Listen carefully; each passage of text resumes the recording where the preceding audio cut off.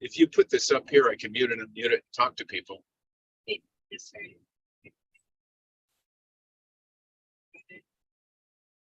Right up here.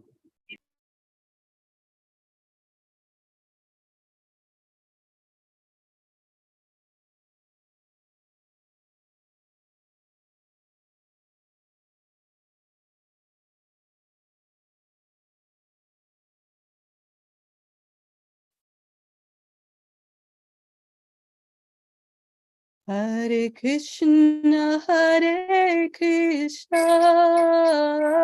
Krishna Krishna, Hare Hare, Hare Rama, Rama Rama, Hare Hare.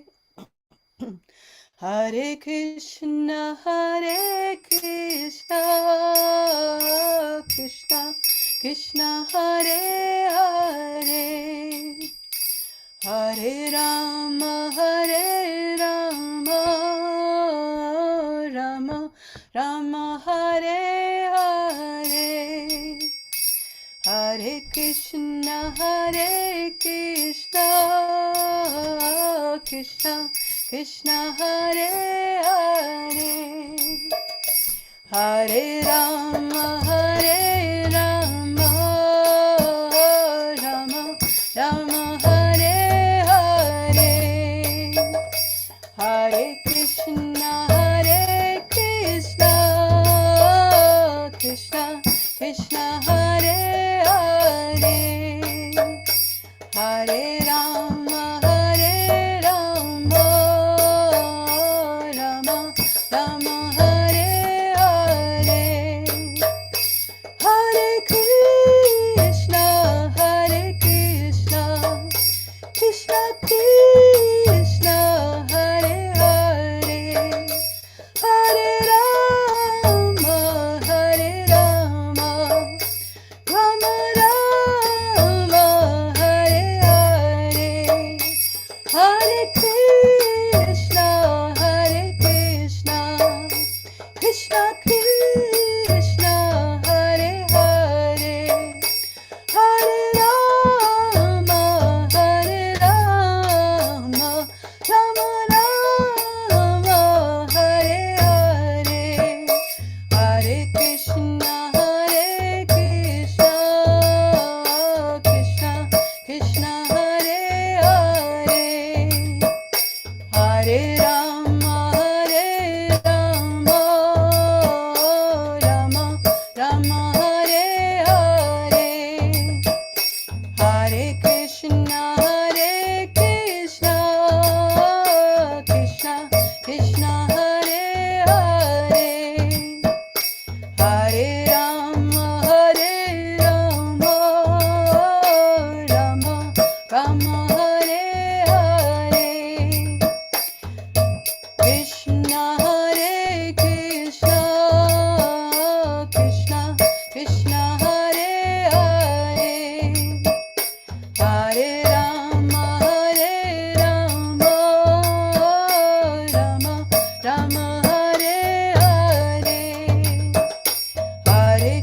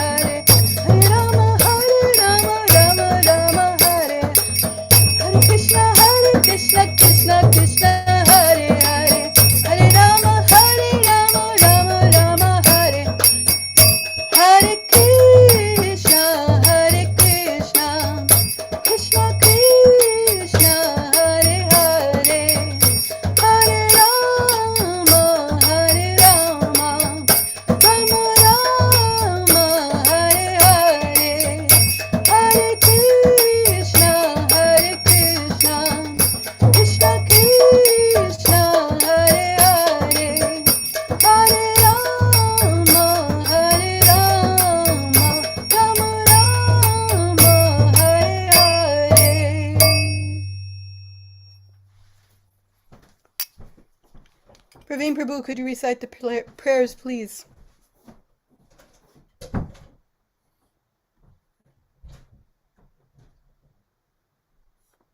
And if not Praveen, my husband will be there in about 5 seconds. I'm off the road now. Oh, you are? Well, then you can recite them, please. If you don't mind.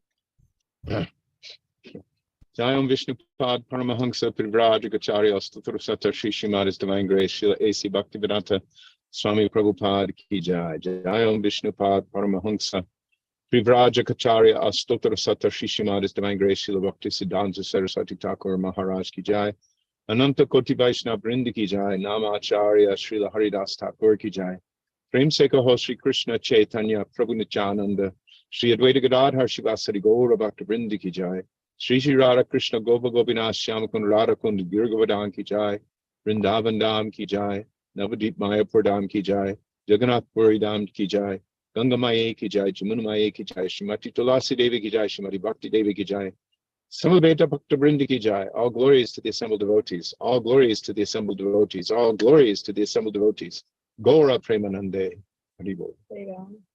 Hari Bol. Thank you so much, Panchatattva Prabhu, and thank you, Tulsi Priya, for the kirtan, and thank you everyone for being here for Srimad-Bhagavatam class with Jayadvaita Swami and friends. Tonight is heavy on the friends side, and we're starting. And thank you for playing the drum during the kirtan.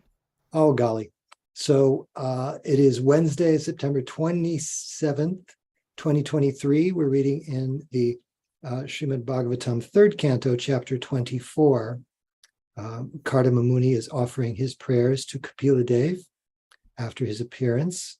And tonight we are starting with text number 33. And as I mentioned last time, Maharaj had mentioned to me that he's working on a deadline for indexing his kirtan book, so he may not be with us tonight or for the next few sessions. So we're eagerly hoping that people will be willing to read and comment and keep the flow of Bhagavatam going. So that's enough from me. Thank you very much. Hare Krishna.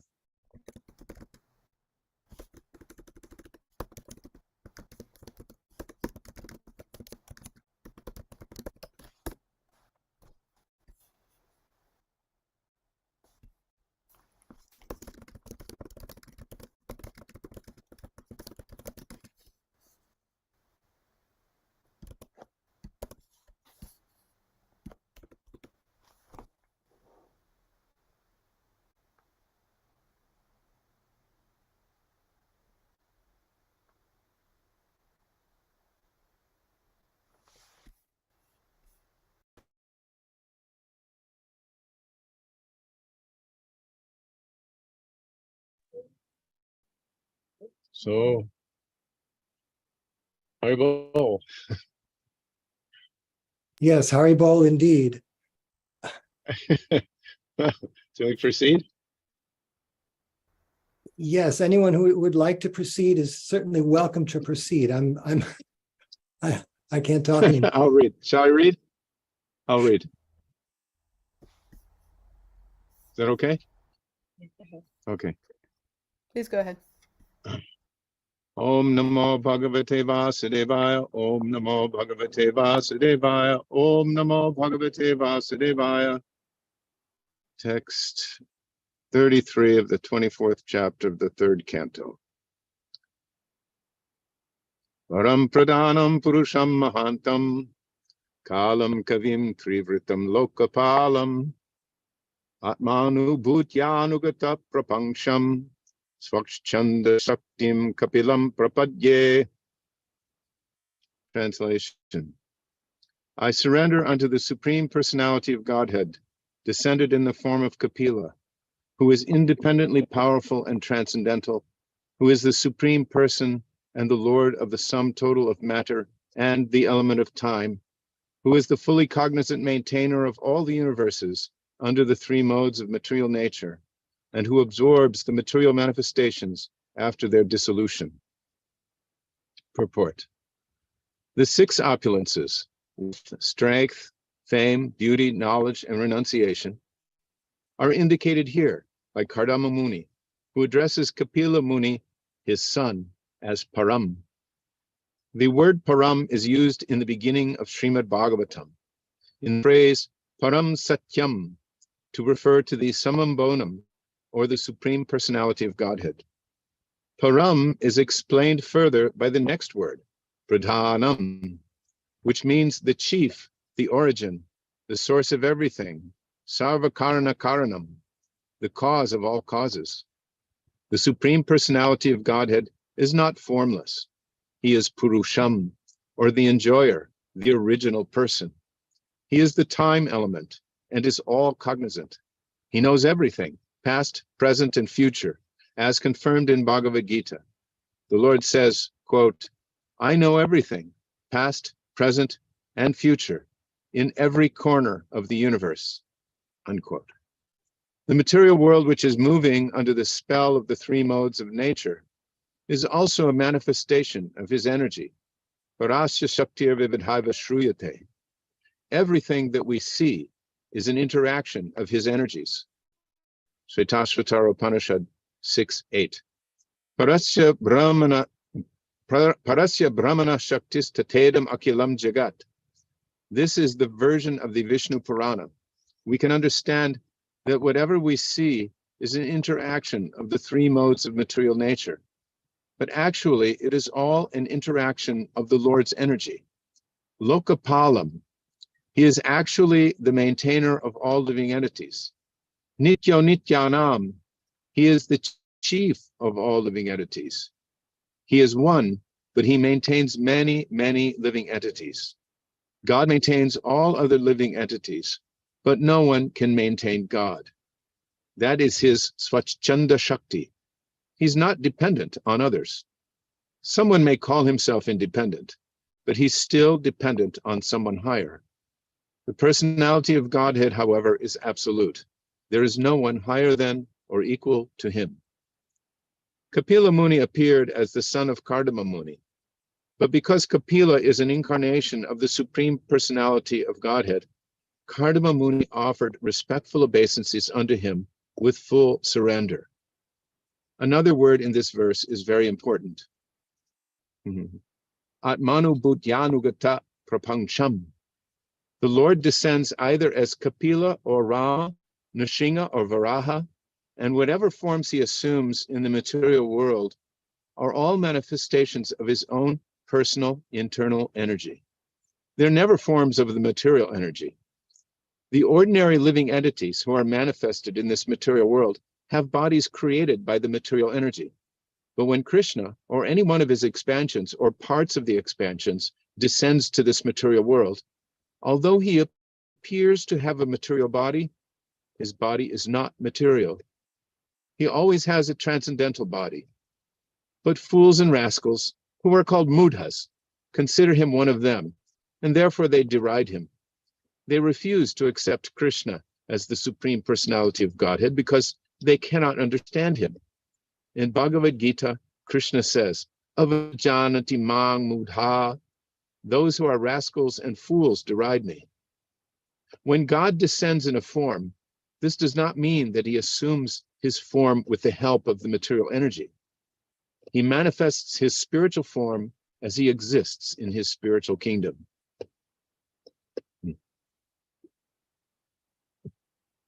Hare Krishna. So it's pretty uncommon for someone who has a son to address them as Param. But here we have Kapila Muni is addressing his son in this way, which Prabhupada elaborates on from Srimad-Bhagavatam, Param Satyam Dhimahi, to refer to the Summum Bonum. So the Supreme Personality of Godhead has appeared as Kardama's son, and Kardama recognizes this and offers his obeisances, and I think it said later, full surrender. He offers his full surrender to the personality of Godhead. And then, of course, here Srila Prabhupada is expounding on the position of the Lord and quoting from various selections from the verse, different pieces of the verse, Lokapalam, Param Pradhanam, Purusham, Atmanu Bhutyanugata Prapancham, Swachchanda, all these words to indicate, she starts out by saying the six opulences: wealth, strength, fame, beauty, knowledge, and renunciation. And also the position of the Lord as being transcendental to material energy, and how he comes into this world and is unaffected by the material energy. He doesn't accept a material body. His body is not material, it's spiritual. The living entities all have to accept. They're forced to accept a material body controlled by the three modes of material nature. But Krishna's position is completely different from that. And he knows everything, past, present, and future. The living entity can barely understand what's going around him at the present moment that he's in, let alone what has happened in the past and what will happen. His position is completely bound by the modes. But Krishna is above the modes. It can understand past, present, and future. And he's described here in the verse as Lokapalam, the maintainer of all living entities. Everybody's dependent on Krishna, but Krishna depends on no one else. He's supremely independent. Elsewhere, it's described how the living entity gradually achieves his original spiritual independence by surrender. This is a paradox to the conditioned soul, because for the conditioned soul, surrender seems to mean at every point within his limited experience, being bound, being limited, being subjugated by someone whose motives are ill-conceived and meant to force him into servitude. But it's not the same position in relationship with the personality of Godhead. There's service, but the service itself is liberating. There's a spiritual form, but the spiritual form itself, it gives full facility and full freedom in that service. So that contradiction is something that the living entity, the conditioned soul, gradually overcomes his misconceptions, which are brought about by years and lifetimes of material bondage and material suffering, to understand that his present condition is actually one of suffering and not enjoyment, and that the spiritual position is one of true happiness and not suffering.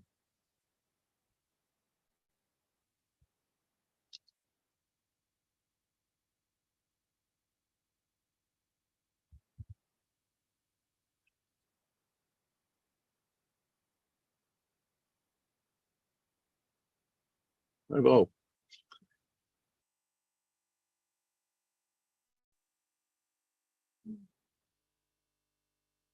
I don't know. Could anyone hear hear me? I can hear you fine. That was fantastic. Thank you. There's Okay. a comment. There's a comment in the chat box. Tulsi Priya says from the first, commenting on the first paragraph of the purport, if that isn't a concrete, comprehensive, and concise description of God, I don't know what is. And Yeah, the purport is amazing. I was actually I had- commenting on the text itself because it's definitely a description of what God is. And there's a question in the chat box from me, and I ask, what can we say to mudhas who are convinced that this material life is meant for enjoyment?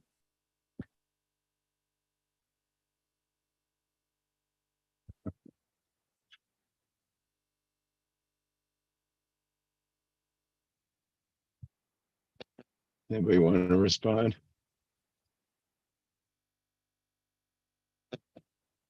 Tulsi Priya says, enjoy the prasadam. Perfect. Prabhupada would sometimes give Prabhupada would sometimes give the simplest explanation, like, like, how much can you enjoy with the tip of your finger, and how much can you suffer?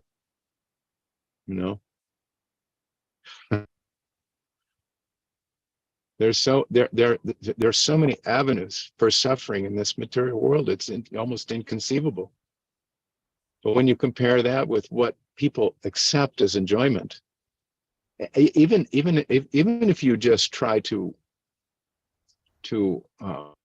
without reference to an absolute truth, just try to analyze it in that respect, then you end up like some of the materialistic philosophers and writers who end up committing suicide because they're at wit's end, realizing that the suffering far outweighs the enjoyment.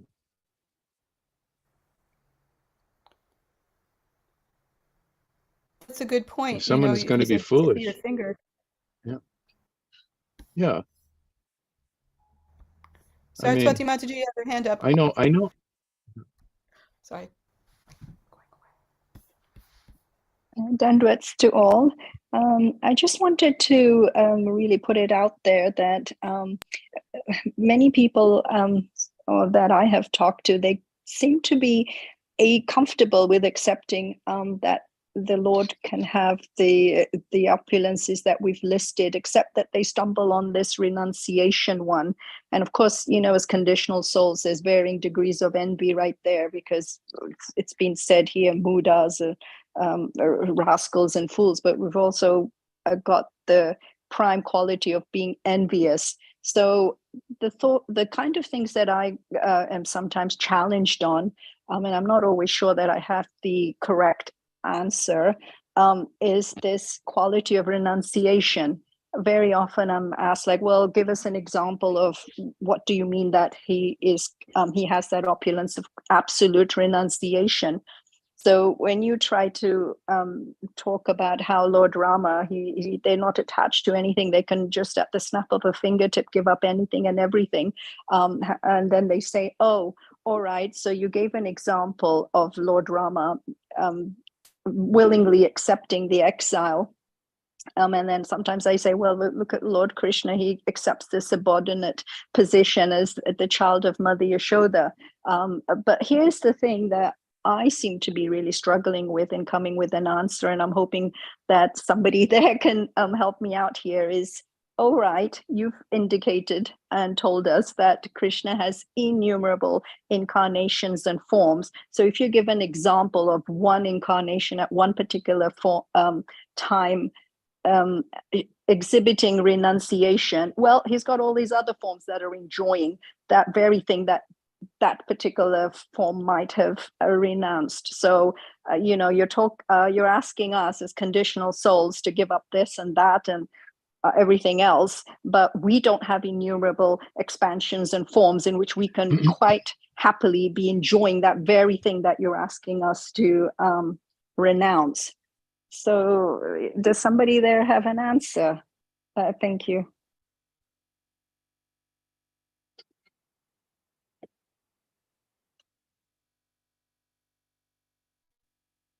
Actually, the first thing that comes to mind for me is a conversation Jayadvaita Maharaj had with Prabhupada, where Maharaj asked Prabhupada regarding preaching to college students, that we seem to have a hard time getting the students to give up sense gratification. And I believe Prabhupada said something along the lines of, we're not saying give up, but regulate. So it's not that we're expected to stop enjoying, because the purpose of life is to enjoy. It's just enjoying with what kind of mentality and to what purpose. And it's been drilled several times that since the point of life is to serve, and enjoyment comes through service to the ultimate other than self, that's perfectly facilitated in the process of Krishna consciousness. It's just a natural byproduct. The natural byproduct is enjoyment itself. So while on the surface it might be seen that we're giving up this and that, but people don't give up things for real unless they're really getting something better. Now, once I was asked if Krishna is absolute in renunciation, why doesn't he renounce his position as the Supreme Personality of Godhead? Therefore, Chaitanya Mahaprabhu. Somebody tried to call him Vishnu, he would block his ears. He wanted none of that. So yeah, he walked away from his position and liked being a devotee more than being God.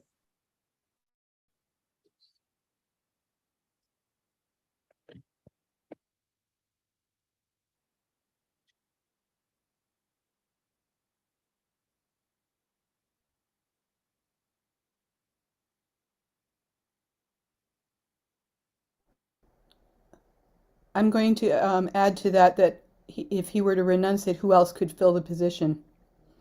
I'm reminded of that movie, Bruce Almighty, where God offers some ordinary jiva the chance to become God, and he quickly starts to lose his mind because he can't do it, even though he was given the position.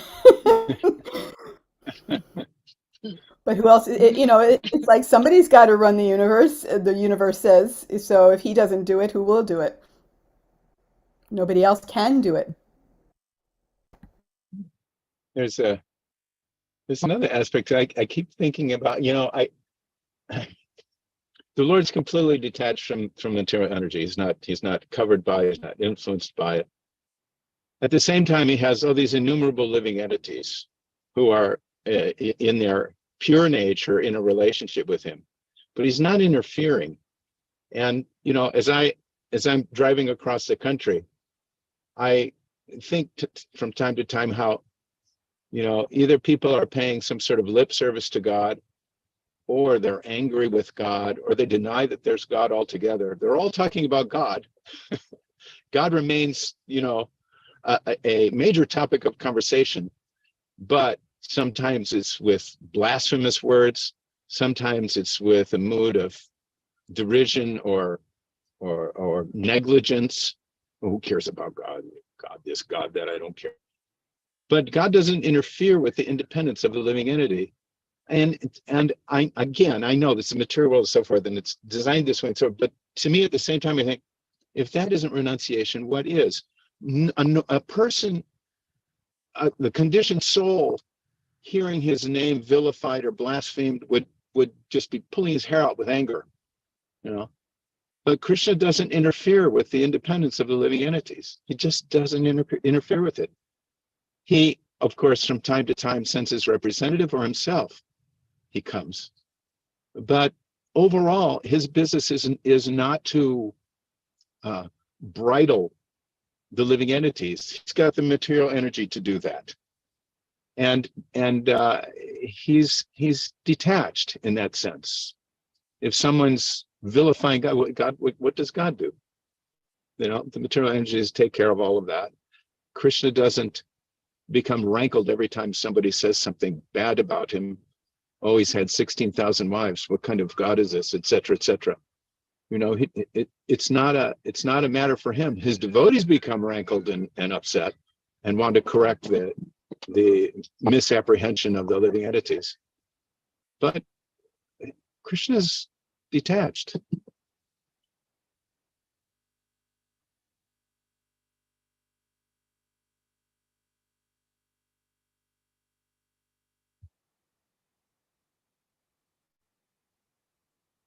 Yeah, what you say about people in the material world having something, talking smack about God, as we might say, it reminds me of prisoners in jail or prison, and everybody's got a reason why they're wrongly put there, and they've all got something bad to say about some branch of the government that was responsible for putting them where they really shouldn't be.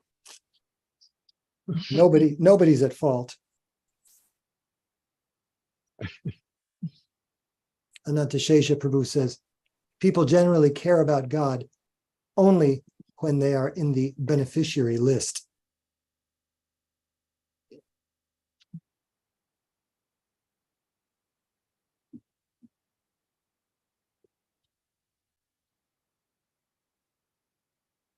Which is like Santa Clausism. You be good so that you get stuff. Yeah.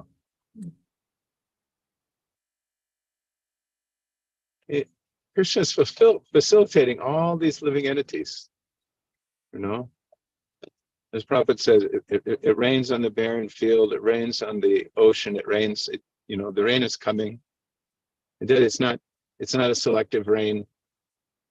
All the living entities are being maintained, regardless of their, heaps of sinful activities. Somehow they're being maintained.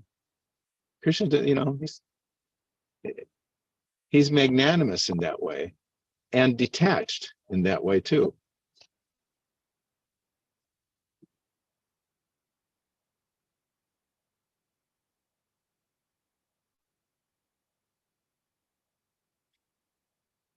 I hope all this is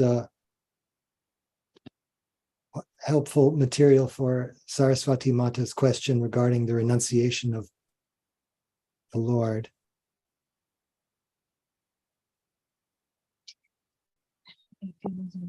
She says, in general, people are not happy with the haves and the have-nots in society and blame Krishna, who's the ultimate have, I guess. But then again, he's in the heart of the cockroach on the pile of bat guano in the caves of Borneo as well. He seems pretty detached to take that role. Yeah, Krishna doesn't take his marbles and go home. Yeah, he's everywhere. And happy about it. Anantashesha Prabhu says, how do you share our philosophy with people who have accepted the ups and downs of life and death as a consequence of birth?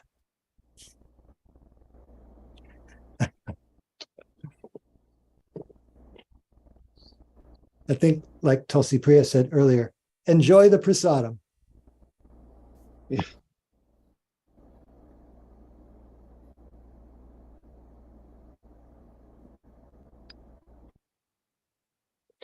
Well, Krishna explains that in Bhagavad Gita. For one who has taken birth, death is certain. For one who dies, one is sure to take birth again. I mean, in one sense, they're right. It's the consequence of birth, and birth is a consequence of previous death, and but they miss the forest for the trees. They don't understand the eternal soul passing through these phases. Or they'll say death is final. I hear that a lot. Death is final. It's the final curtain. They're seeing living entities being born at every moment. But then they see that death is happening at every moment for millions of living entities. But there's no intelligence whatsoever. That's just the most menial intelligence is required to understand that one who takes birth, one who dies will take birth again. One who has taken birth will die. There's no, it's Prabhupada would lament about it in many of his talks and lectures, how people are so mudha, they're so stupid they can't see. Well, yeah, I mentioned that in a previous class where Prabhupada was saying, it would be foolish for a boy to say, everyone would think a boy is foolish to say he has no future as a man. I will not become a man. Everyone would say he's foolish. So why is there not a future for an old man? There's a future for the baby, there's a future for the child, there's a future for the young man, and there's no future for the old man other than death? Yeah. Good. Oh, good. It's so dumb. Yeah. But as we have heard many times, sense gratification makes you stupid. So you can't see these things. You just can't see it. My father, one time, I was talking with him years and years ago about reincarnation. Somehow we got on the subject.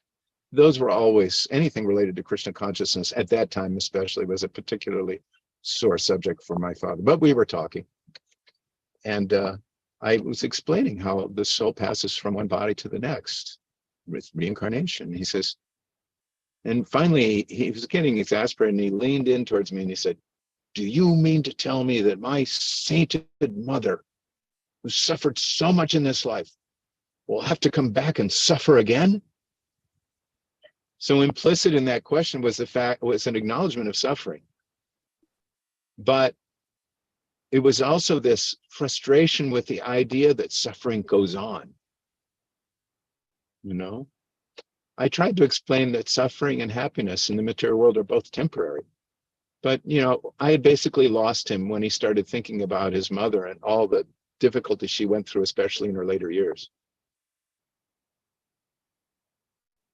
People become bitter with the thought of material existence, especially when they get older. The heart becomes hardened because they've seen so much suffering, and that idea of eternal rest becomes very appealing. You can go to any number of funerals across the Western world and hear, "May he rest in peace." So it's jarring sometimes for them to hear, "Oh, you know, he'll be unconscious. The living entity will be unconscious for some months. Then he will gradually resume consciousness in the womb of his next body, in the womb of his next mother." Oh, horror. Yeah.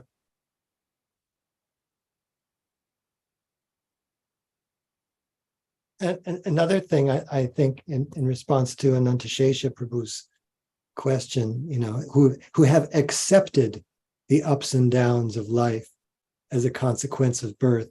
Well, to what degree have they really accepted it? Like, if you were offered an up versus a down, would you take the up or the down? Which would you prefer to accept? Chances are you'd prefer the up, especially if the up was, you know, provided a suitable graphic example, you know, of the up versus the down. And then the question is, why? If you've really accepted the ups and the downs, like 50-50 equal balance, why prefer one over the other? But we do prefer.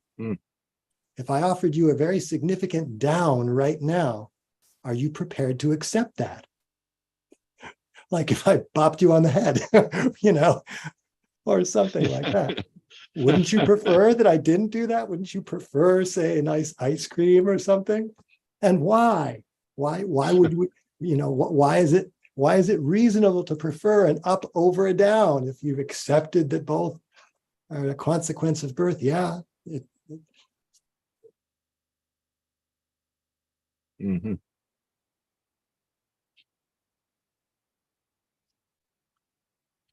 And Antashesha Prabhu goes on, whenever the topic of reincarnation is discussed, most Westerners dismiss it mockingly, stating that they will be reborn as some animal that come in their vocabulary.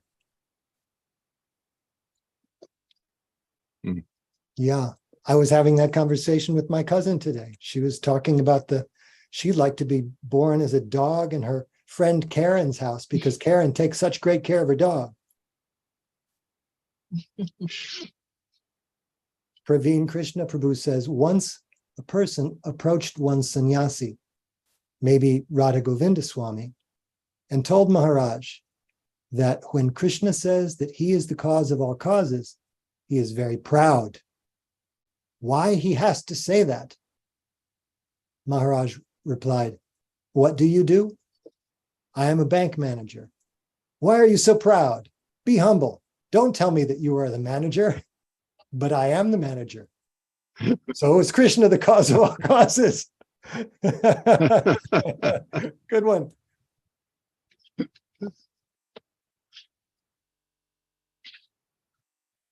So maybe we can go on to the next verse. We've covered quite a bit of ground, unless there's some other comment or question here. Yes, I actually wanted to say that back in the 60s, there was a very famous song, which was kind of a propaganda from the Bollywood movies. And basically the lyrics were, राही मनवा दुख की चिंता क्यों सताती है, दुख तो अपना साथी है, सुख है एक छाव की ढलती आती है जाती है. Which basically they were saying, why are you afraid and worried about unhappiness? Unhappiness is your companion. Happiness is like a fleeting shadow. It comes and goes, but unhappiness is your companion. And the whole idea was that be happy, that don't worry, if just accept that unhappiness is your companion. And my mother, I remember very clearly, it used to just blow her mind that this kind of propaganda was being spread. She was so angry that people could be so obtuse that they could capitulate to this kind of nonsense, accept unhappiness, let it be your a companion. And yet when you tell them how they can become happy and how they surrender to Krishna, get into your original position under the shelter of his internal energy, no, that we don't want to do. So it used to just infuriate her. All this, that how people could be so obtuse, that used to just blow her mind. Thank you. Yeah. It is mind-blowing.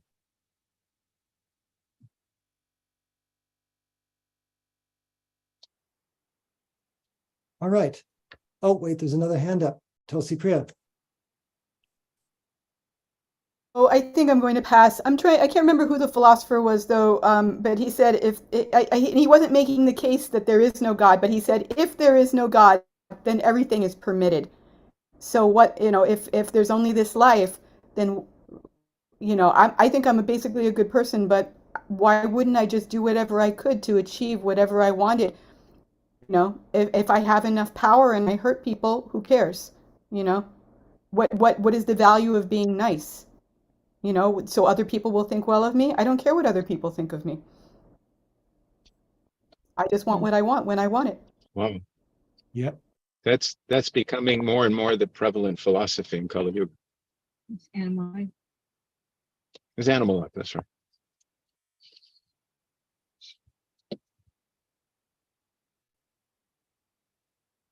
Woof, woof. All right. Let's read another verse.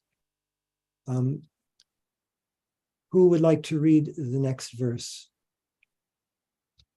I'll post it here in the chat. Saraswati Mata, are you in the mood to read our next verse? Yes, okay. I had posted a comment, which really I was saying that I'd read a kind of a sticker message from this intelligence agency, and it said, "In God we trust, others we track." Anyway, text 34. Asma briche tya patim prajanam tvayevatri tir narna utpatta kama parivrajat padvim asistoham charasya tvam hriday yunjan visoka. Translation: Today I have something to ask from you. You are the Lord of all living entities. Since I have now been liberated by you from my debts to my Father, and since all my desires are fulfilled, I wish to accept the order of an itinerant mendicant. Renouncing this family life, I wish to wander about, free from lamentation, thinking always of you in my heart. Purport: Actually, sannyas, or renunciation of material household life, necessitates complete absorption in Krishna consciousness and immersion in the self. One does not take sannyas, freedom from family responsibility, in the renounced order of life, to make another family or to create an embarrassing transcendental fraud in the name of sannyas. The sannyasi's business is not to become proprietor of so many things and amass money from the innocent public. Sannyasi is proud that he is always thinking of Krishna within himself. Of course, there are two kinds of devotees of the Lord. One is called the Gosti Anandi, which means those who are preachers and have many followers for preaching the glories of the Lord, and who live among the many, many followers just to organize missionary activities. Other devotees are Atmanandi or self-satisfied and do not take the risk of preaching work. They remain therefore alone with God. In this classification was Kardama Muni. He wanted to be free from all anxieties and remain alone within his heart with the Supreme Personality of Godhead.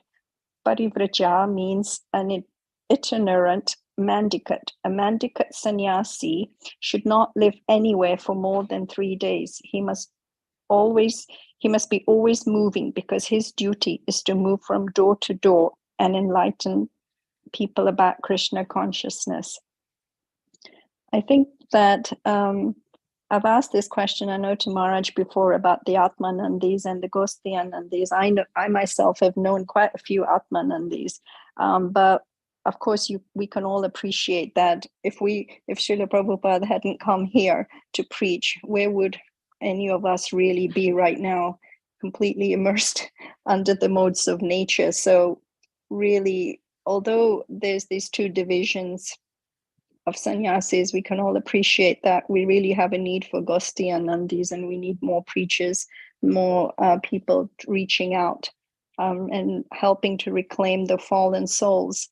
But I'm also thinking that although people in general want to give respect to sannyasis and hear from them, in this age of Kali Yuga, there's just been so many Bhakandis, and in the garb of sannyasis, they've exploited people, and it's all over the news, and it's like one rotten apple can spoil the rest. So people then start to become not so respectful of sannyasis, and they're fearful. They think that they're going to be taken for a ride, and it's really hard for some of them to distinguish between the bona fide and the not bona fide, and it just becomes a complete mess. Sometimes I know over the news we always hear this sampradaya, this sannyasi from this sampradaya, did this and has a whole harem of women, and it gets to a point where it's really hard then to try and get people to believe that there are bona fide sannyasis. It just becomes that much harder for them to also accept. Thank you.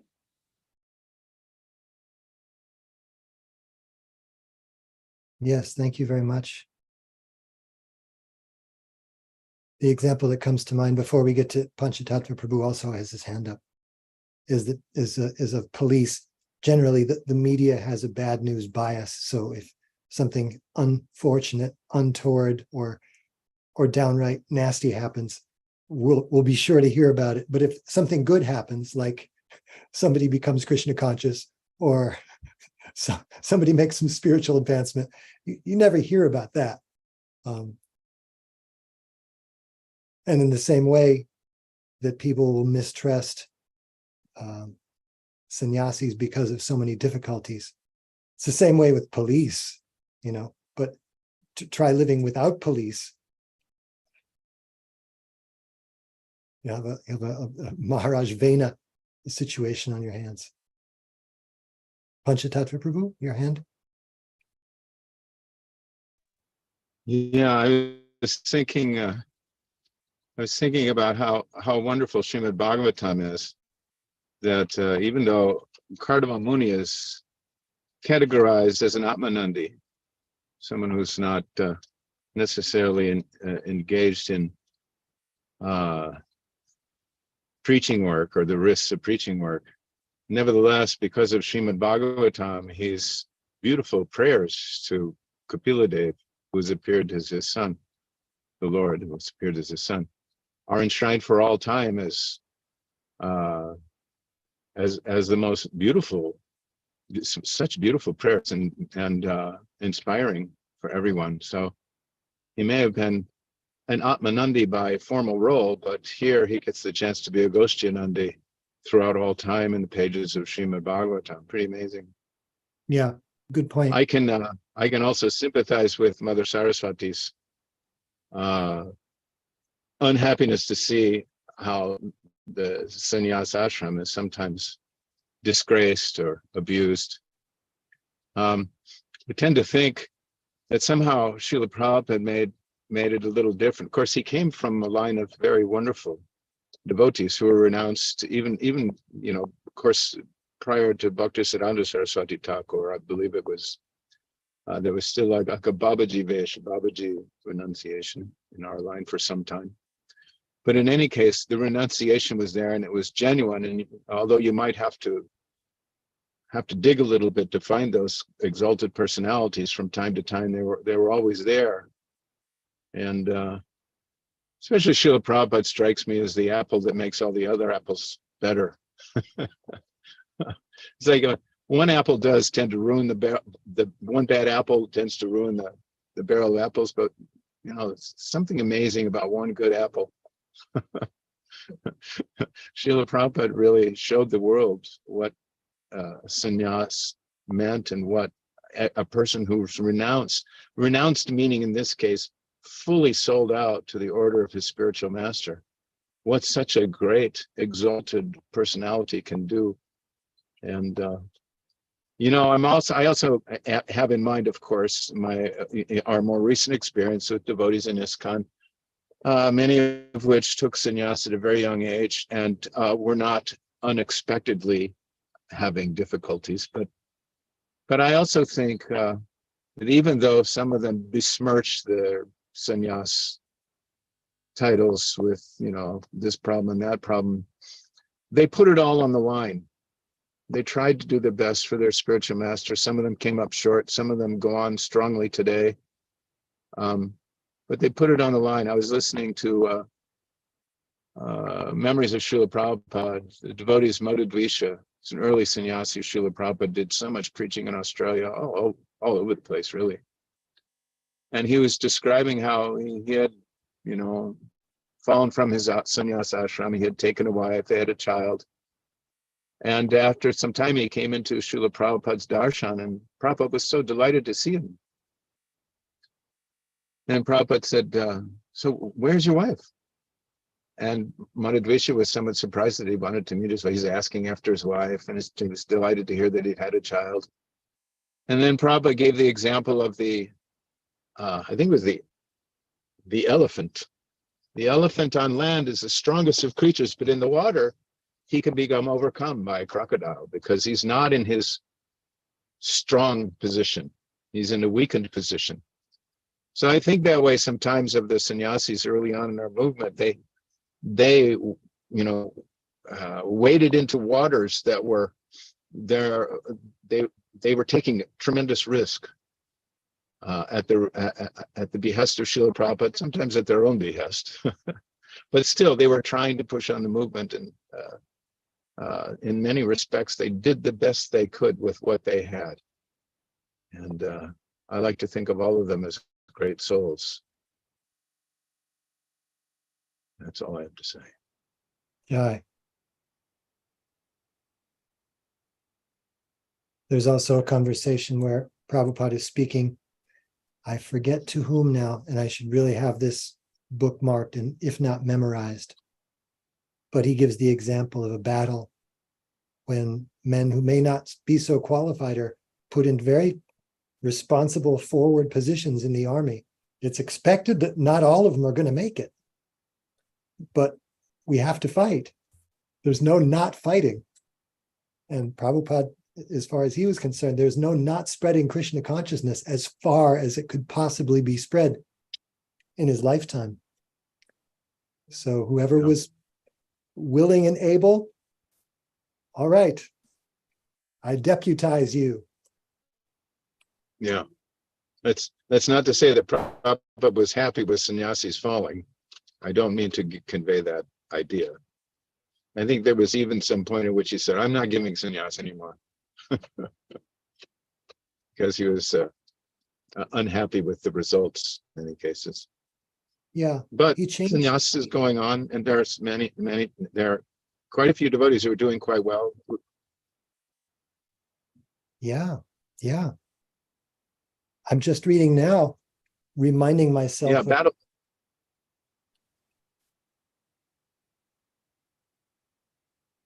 Go ahead, Prabhu.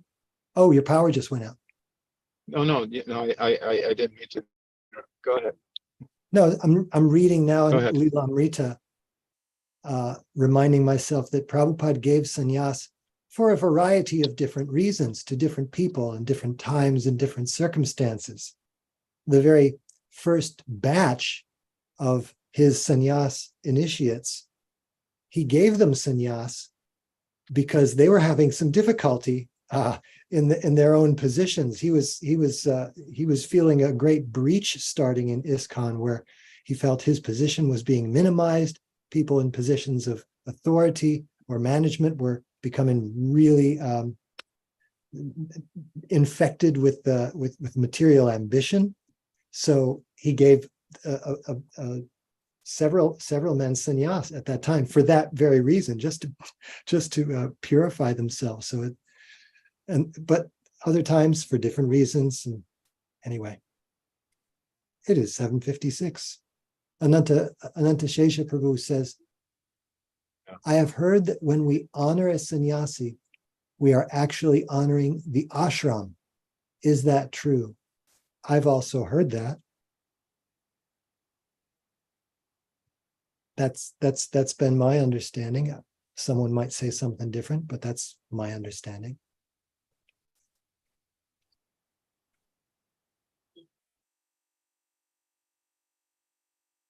Then Ananta Shesha Prabhu goes on to ask, and this is a much more than a 4-minute question and answer. And how can we ever know the relationship that every fallen soul has with Krishna, and who are we to comment? Right. I have heard, this is Ananta Shesha Prabhu again, I have heard many teachers announce in their first class, announcing that some of the students will definitely not make it through the course. Yeah, good. Yes. But God bless them for showing up.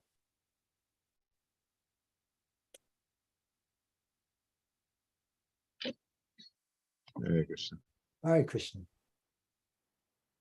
Thank you, everyone, for being here. I'm hoping that someone would like to lead kirtan, since I shouldn't probably lead kirtan right now.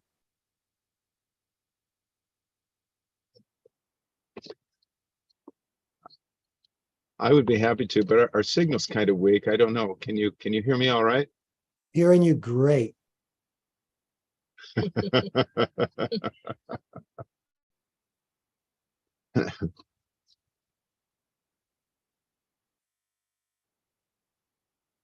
Well, I'm tempted to break into a country melody because we're hearing this country music at this park, but I don't think I'll do that. I think there'll be that's a country band right up the road. That is your ecstasy. Away. Whatever you like. They're just going and going. Go for it.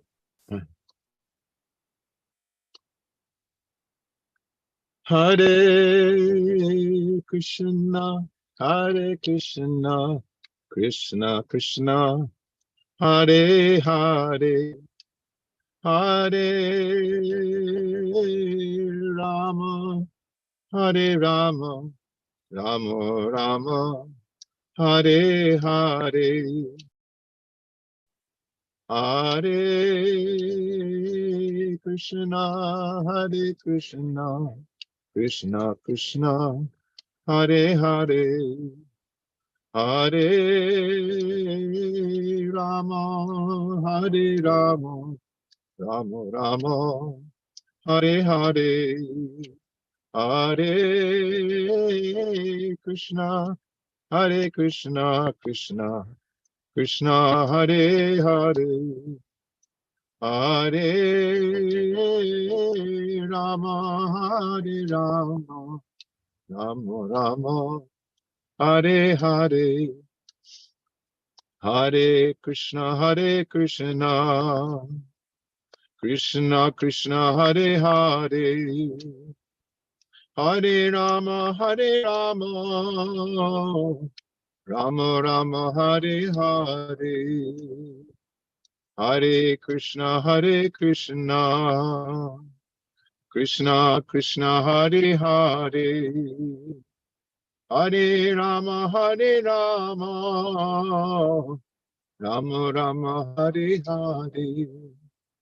Hare Krishna, Krishna Krishna, Hare Hare, Hare Rama, Rama Rama, Hare Hare. Hare Krishna, Krishna Krishna, Hare Hare, Hare Rama, Rama Rama, Hare Hare.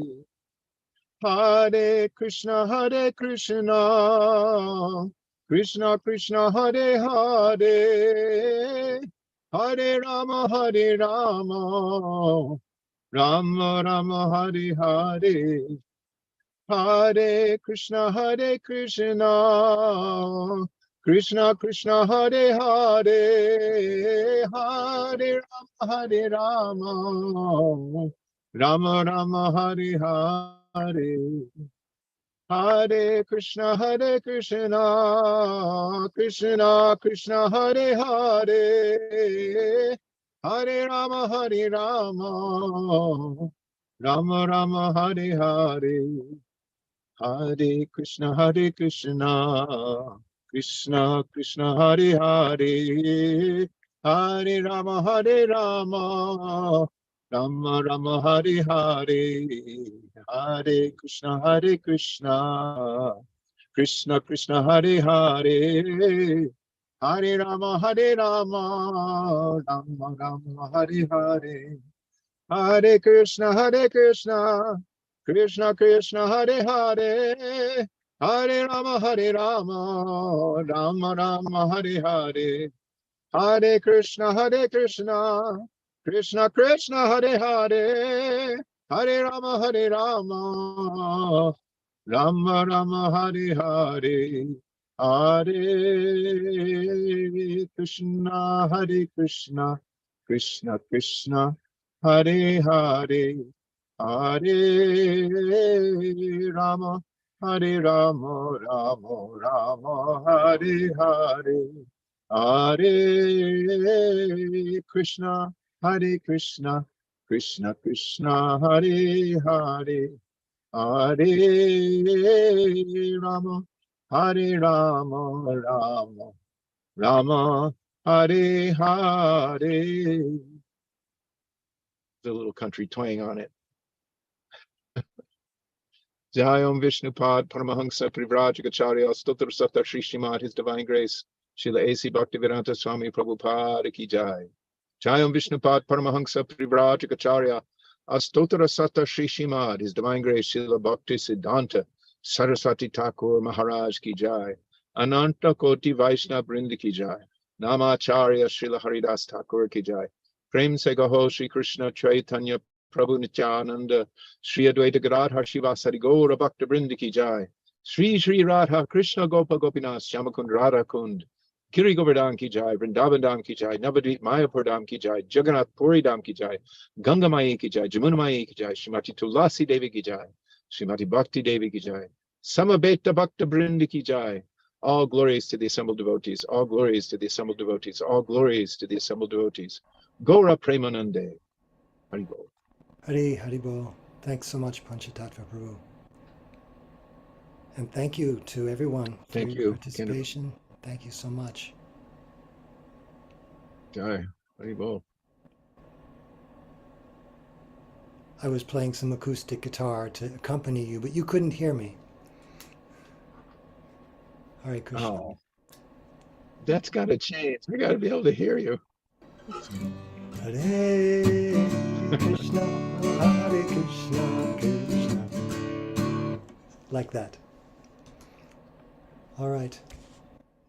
So, Srimad-Bhagavatam Ki Jai, Srila Prabhupada Ki Jai, Jayadvaita Swami's friends Ki Jai. And tomorrow we'll be reading from, Lord willing, Caitanya-caritamrta. Hope that everyone can come. And Samabeta Bhakta Brinda Ki Jai. Yes, all glories. Thank you so much. Hare Krishna. Haribol.